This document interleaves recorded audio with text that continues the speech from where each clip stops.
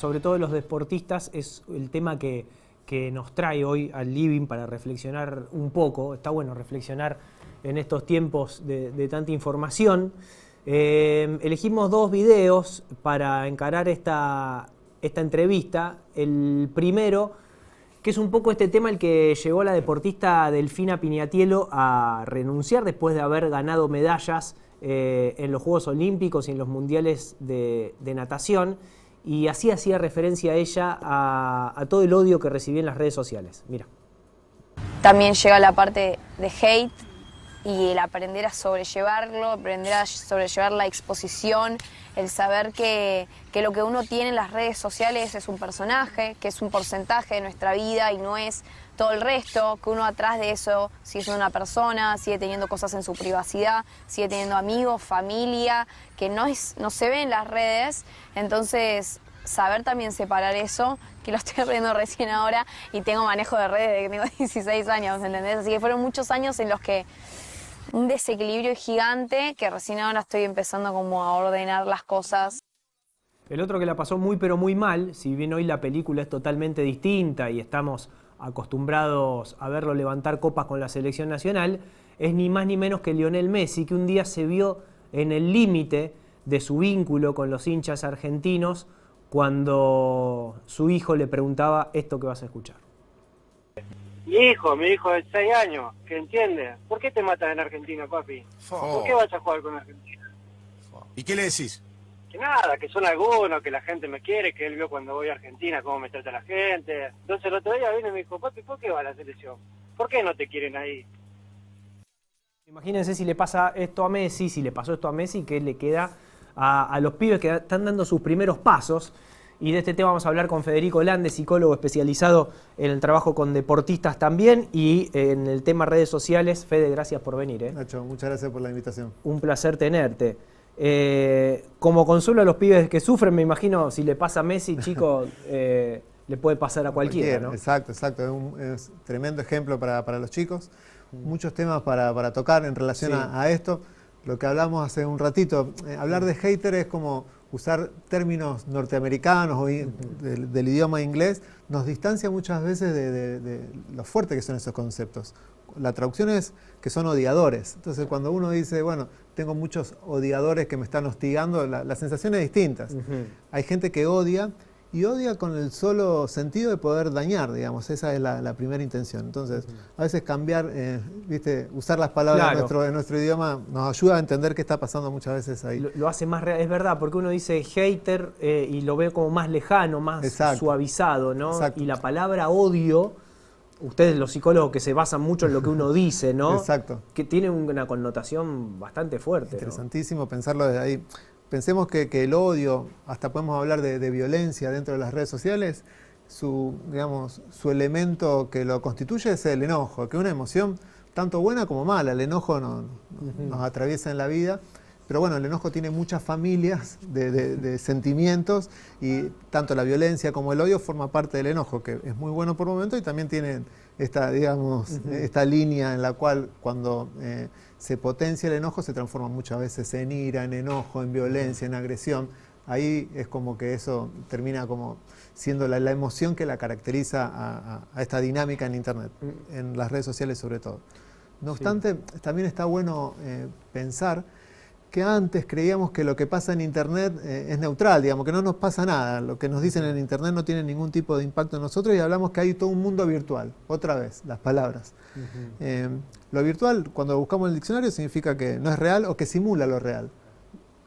Lejísimo de pensarlo de esa manera. Esto es el mundo digital. La violencia es digital. No podemos pensar que es virtual este tipo de dinámica, sino que es realmente real, porque impacta realmente en aquellos que la sufren. La otra vez hablaba con una persona que tuvo una estafa virtual, me decía. De virtual, la estafa claro, no fue tenía una estafa. Exacto. Entonces, ¿por qué toco este tema? Porque en algún punto tenemos que repensar la educación digital, vamos a decir. Tenemos que ayudar a los chicos y a las chicas, a quien sea, a los niños en general. ¿Qué pasa en las redes sociales? ¿Por qué son como son? ¿Qué impacto puede tener si uno hace un abuso de ellas? Es bueno arrancar desde... Delfina decía, yo de que nací, pero bueno, me da la sensación que tampoco a ella le explicaron cómo manejarse en las redes sociales. Está muy bueno este punto que vos decís, porque recién mientras la escuchábamos a ella, a mí también me parecía raro lo que ella afirmaba en esta nota, que decía que es el otro mundo ese. Exacto. Y en realidad, lo que vos estás diciendo, no, es el mismo mundo. Es el mismo mundo, que uno muestra algunas cosas y otras no tanto, pero es un mundo en donde hay que prestarle mucha atención, sabiendo que no es un mundo neutral, digamos. Con el tiempo vamos aprendiendo muchísimo más. En el caso de las y los deportistas, digamos, voy a decir deportistas en general, pero bueno, Sí. Bueno, ellos están como expuestos totalmente siempre a la mirada externa. Miden rendimiento, si les fue bien, si les fue mal. Es muy similar al mundo de los artistas, que siempre están expuestos con su trabajo. El deportista, de que arranca a practicar deporte hasta el final de su carrera, todo el tiempo está siendo juzgado por sí mismo y por el entorno, desde un entrenador, un compañero, la hinchada. Entonces se van como acostumbrando a que la mirada externa es importante, digamos. Se nutren muchas veces de eso para bien y para mal. Y como decíamos, el mundo digital es un mundo real, también en cierto sentido impacta realmente en la salud mental de la gente. También esa exposición se generalizó. Antes tal vez nos quedábamos con solo lo que pasaba en la cancha o lo que decían los periodistas. Hoy en día cualquiera puede opinar.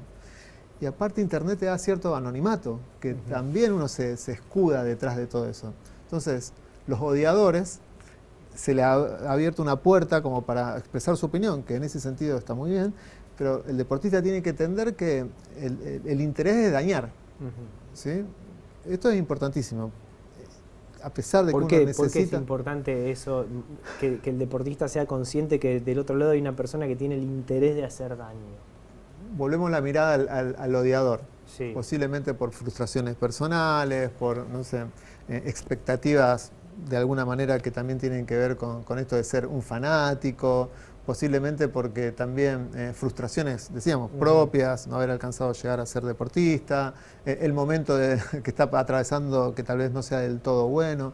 Yo a veces veo que también en las redes sociales, por la idea esta de que los algoritmos muestran lo que más se puede mostrar, no hay emoción más contagiosa que el enojo. Entonces, lo que vemos en todos los estudios sobre Internet, ¿por qué se ve tanta violencia? Porque es lo que más rinde, digamos, en donde más clics hay, donde más comentarios se exponen. Eso es muy loco. Entonces, cada uno, nuestros feeds son distintos, vemos la misma información, pero cada uno ve algo distinto. Porque es donde más chance tenemos de que la cosa se replique.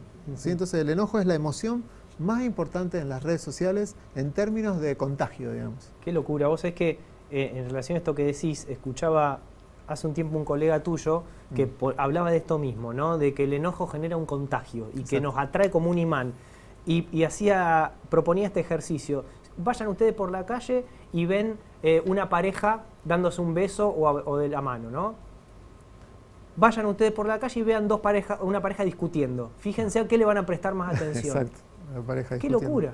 Es así, es la naturaleza humana. Es así, y tiene cierto sentido hasta evolutivo que así sea. Hay muchos estudios. El primer estudio que hizo Facebook, en términos de cuál es la emoción que más se replica, viene de la mano de todo esto, fue el enojo.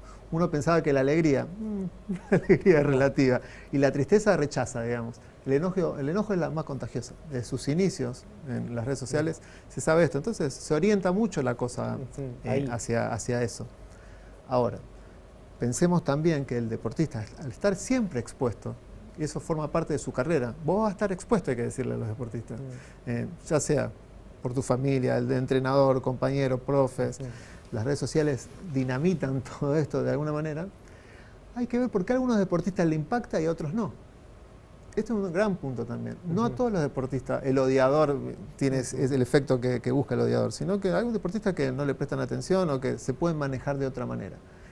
Muchas veces los estudios y la clínica o el contacto mismo con los deportistas dicen que algo le toca, alguna fibra le toca, o que no están bien de confianza, o que en algún punto pensamientos de que no sirve para nada, que es un fracasado, ya lo tenían cuando éramos chicos y cuando llegan a primera esos pensamientos del todo no se trabajaron, esas creencias, o porque en algún punto siente que no merece estar donde está, o porque tiene algún familiar que jugaba mejor que él, claro. y tal vez... Puede venir de origen. Siempre contacta con algo de la historia del deportista. No es que a todos les impacta por igual. Sí. Me explico porque vos ves las redes sociales de cualquier equipo y pasa exactamente lo mismo y a no todos los deportistas le afecta. por eso mismo, también, y esto es importante, si me deja aclararlo, Sí, sí, sí. vos ves las redes sociales de los equipos, un trabajo que yo hago de todos los Sí. equipos, o los clubes, por lo menos del país que lo veas, Sí. vos ves todo comentario en general, de todo tipo, pero muchos con insultos, digamos, con insultos. Y esto es muy importante, porque también los clubes se nutren del insulto en donde tienen más visualizaciones y más posibilidades de que se replique ¿no? la página de ellos. Claro. Entonces, por otro lado te dicen, pero esto me da un montón de visualizaciones. Qué locura. Qué increíble, ¿no? Qué increíble. El sistema así como que termina encajando. Yo pienso también a veces que el gran problema es cuando el insulto es propio de tu tribu, porque se me vienen imágenes, qué sé yo, arqueros como Chilaver que se agrandaban ante los insultos, pero del rival. El Dibu Martínez, un tipo que se agranda, pero ¿qué pasaría con el Dibu si los que lo putean son los propios? Ahí está el problema, ¿no? Cuando te putea tu familia, te hatea tu absolutamente. entorno. Es tan paradójico esto. Es lo último que uno haría con alguien que quiere mucho. Claro. Insultarlo para que mejore. Y ahora yo te quiero hacer esta pregunta, para que el hincha de fútbol también lo entienda. ¿Repercute esto en el rendimiento? Repercute absolutamente en el rendimiento. Claro. No hay un sentido para qué hacerlo, digamos. Por supuesto, la cultura no la vamos a poder cambiar, menos tal vez de los inicios de todo esto, porque el odiador está en la cancha también, no es que solo está en la... pero queriendo hacer un bien, insultando, termina impactando negativamente. Entonces es un ida y vuelta, ¿viste? Entre el deportista o los deportistas o los equipos y la hinchada. Si tenemos que elegir qué tipo de... Sí. No, te iba a preguntar. Mira, vamos a compartir un comentario de un hincha en redes sociales de Newell's para hablar de esto que está premeditado a veces por el hincha de ir a la cancha. Este comentario se lo dejan a Keylor Navas en su cuenta de Instagram, previo al debut del fin de semana pasado, y el comentario que le deja este hincha de Newell's es el siguiente: te vamos a recibir como mereces, pero las puteadas que vengan después, vos no tenés nada que ver. O sea, el tipo le está avisando que va a ir a putear. O sea, ya va mal predispuesto a la cancha. Ya sabe que va a putear. Ni siquiera sabe el resultado. Exacto. Entonces ahí hay ya un gran problema de predisposición, ¿no? Y sí, yo voy a la cancha y no voy a putear, digamos, más allá de que amo al club, digamos. Todos los que están ahí aman al club. Pero bueno, cada uno se comporta, ama como, claro. ¿no?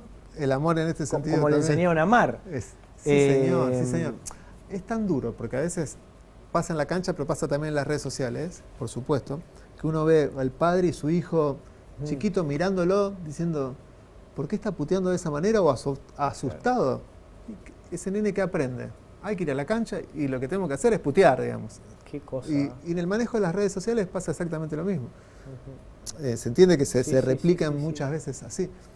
Pero es bueno también pensarlo, esto en cierto sentido, que el fútbol se le exige mucho. Estamos hablando de fútbol, ¿no? Porque los ejemplos que vos mostraste, aunque era Delfino, se le exige mucho, se le exige todo, digamos. Entonces, me encantaría, y esto es una propuesta, siguiendo la línea, a nosotros, te voy a decir una pagada, pero nos aumentan los impuestos, los servicios, los productos cada 2 por 3, yo no veo la misma reacción. Para nada. O nos vamos a una plaza o al monumento a quejarnos por eso, pero bueno, se le exige tanto al fútbol y al deporte en general, que uno dice, bueno... Claro, ¿por qué no exigimos de la misma manera a nuestros gobernantes, que en definitiva es mucho más importante lo que hacen que un club de fútbol, ¿no? ¿No te parece? Sí. Es para pensarlo también desde ahí. ¿A qué sirve el fútbol también, no? Para mí se le exige demasiado en este sentido, digamos. ¿Y cómo se trabaja? ¿Qué trabajo haces con los deportistas para que no les afecte tanto, no solo en lo profesional, sino también en lo personal? ¿Cómo se trabaja desde la psicología para preservarlos de toda esta violencia que reciben? Buenísima la pregunta. Digamos, se abre una nueva área, un nuevo espectro de trabajo dentro de la psicología en los clubes, que no hace falta ser psicólogo del deporte o psicóloga del deporte. Todo este concepto está centrado en lo que se llama educación digital y va desde ayudar a los jugadores, a los deportistas, entrenadores, de cómo comportarse en las redes sociales con el propio equipo y también con el rival, porque eso es muy interesante también, cómo nos comportamos con los rivales, con los adversarios, con los otros clubes, qué tipo de manejo tenemos en ese sentido. Muchas veces WhatsApp, que es la red social, digamos, tal vez más importante y más usada en el mundo del deporte también, cómo podemos trabajar, evitar comentarios racistas, de todo tipo, discriminadores, que podemos encontrar también ahí, que es necesario educar a los entrenadores, sobre todo a los dirigentes, de cómo manejarse. Desde muy chiquitos es bueno también subir, que sepan hacer posteos que tengan que ver con lo lindo del deporte, ¿no? Con todo lo que te da, con el compañerismo. Centrarnos solo en posteos que sean positivos, que den un mensaje positivo. Es amplísimo el tema de la educación digital, hay que hacerlo de entrada, pero esto arranca con los entrenadores y las dirigencias, digamos, que entiendan que esto no es menor, digamos. Viste que por el otro lado también vemos cuántos deportistas quedan sin trabajo por algún comentario que hicieron en las redes o por algún posteo que fue de más, o que alguien lo expone de una manera que no deberían exponer. Bueno, a ver, hay un caso que para mí es paradigmático, que es el del Pipita Higuaín, que se terminó transformando, un delantero que si vos ves los números, es tremendo, todo lo que ha logrado no solo en el exterior, sino también con la selección, y hoy uno inevitablemente lo recuerda por cómo se lo ha hostigado en las redes sociales, ¿no? Pero a él le afectó. Totalmente. Y vos preguntabas en un momento, ¿esto le afecta? Claro que Pipita Higuaín, digamos, ¿se entiende cómo decís? A un nivel de élite. Y le termina afectando. Y le terminó afectando. También hay maneras que los deportistas pueden manejarse, digamos. Por supuesto, evitar que te puedan hacer comentarios en tus redes. Si querés no tener redes, sería un golazo. Claro. Lo que pasa es que a mí me gusta también transmitirle al deportista que, sobre todo los que son amateur o no tanto, que también es una plataforma para conseguir sponsors, para ganar plata, ¿no? Claro, que no se priven de algo que te puede dar mucho también, claro. Por supuesto. Entonces, ese equilibrio del que nosotros tenemos que intentar transmitir muchas veces en los clubes. Si tendrías que explicar desde la psicología cómo te impacta una puteada o insultos reiterativos en la toma de decisiones, ¿no? Ajá. Un trabajador que lo putean va a la oficina y dentro de todo no va a tener, puedo decir, el deportista está expuesto todo el tiempo a la mirada. Pero cuando tenés que ser preciso con el pie, cuando tenés que manejar tus pulsaciones, cuando tenés que tener cierta frialdad en la toma de decisiones, psicológicamente o incluso en el cuerpo, ¿cómo afecta esto que da directamente contra la inseguridad personal? Te insisto que a no todos los deportistas le afecta por igual, y otros se nutren mucho de esto, como decís. Una cosa hay que aclarar es el insulto o el odiador visitante o del rival y el propio. Cuando es el propio termina como afectando. Hay jugadores que logran alto nivel de concentración que finalmente no terminan escuchando del todo lo que pasa afuera, entonces están mucho más metidos. Otros que están con cierto nivel de desconcentración tienden a escuchar. Tenemos casos, viste, que cuestan muchas veces no escuchar, pero por eso toca muchas veces con la historia personal o el momento del deportista. Siempre afecta para mal, digamos. Son pocas las veces que viniendo de tu propia gente el impacto sea positivo. Esto es interesante reconocerlo. Desde la hinchada rival y demás es distinto, porque el jugador está también, o el deportista está muy acostumbrado a la adversidad, entonces muchas veces se nutre de eso. Como tenemos que separar deportes de equipo, deportes individuales. El deporte de equipo, la conexión sería, o lo colectivo, te agranda muchas veces, entonces es necesario que los compañeros estén atentos cuando sienten que a algún deportista le puede afectar. También es bueno aclarar la edad del deportista, no es lo mismo un jugador experimentado o un deportista joven, novel, que recién arranca, que también le afecta de diferentes maneras. Está muy atravesado por el nivel de confianza que tiene un deportista en ese momento en particular, o cómo viene con su carrera en ese sentido, le va a afectar de una manera y también tanto en otra. Pero yo me quedo con esto.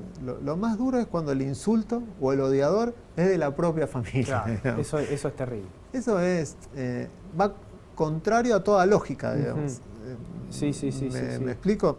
Yo dudo mucho que nuestra selección haya ganado lo que ganó porque se haya servido de las puteadas que nosotros le hemos dado. Me incluyo porque como hincha me enojaban algunas cosas, pero de ahí a putear por mi personalidad jamás lo hubiese hecho, pero como argentino no dice.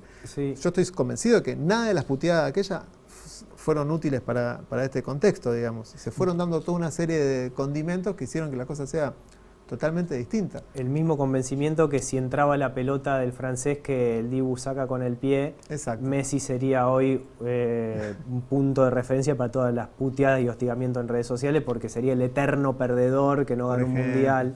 por ejemplo. Y ahí empieza a entrar la suerte, el destino y un montón de otras cosas más, ¿no? Pero es así, porque no estamos dejando de hablar de un juego. Exacto. ¿Qué es Esto eso, un juego. no? Aparte que es un juego. Para mí se le exige, insisto, se le Claro. exige demasiado al fútbol que permite, en cierto sentido, correr la mirada a otros temas. Si tendríamos que llegar a alguna conclusión, si bien el tema da para mucho, es un poco esto que decías, ¿no? Que es un único mundo, que no hay que dejar de prestarle atención y que otras cosas más se podrían agregar. Responsabilidad de los adultos de educar digitalmente a las nuevas generaciones, porque tenemos la sensación de que son las nuevas generaciones que nos educan a nosotros en lo tecnológico. Acá estamos hablando de cuestiones de convivencia, digamos, y nuestra responsabilidad como adultos sigue siendo la misma de siempre. ¿Cómo vamos a convivir? ¿O cómo convivir saludablemente? Entonces, vuelvo a pensar, la educación se tiene que incluir en lo que es la educación en general. Es importantísimo que las escuelas toquen estos temas, las familias, toda institución, y ahora incluimos a los clubes, que también le dediquen un apartado a estos temas que son fundamentales. Fede, muchas gracias. Un placer tenerte y vamos a volver a charlar de estos temas porque se replican, es una constante, ¿no? Ver el hostigamiento en redes sociales. Nos vamos, no hay más tiempo, que la pasen muy pero muy bien. Chau, chau.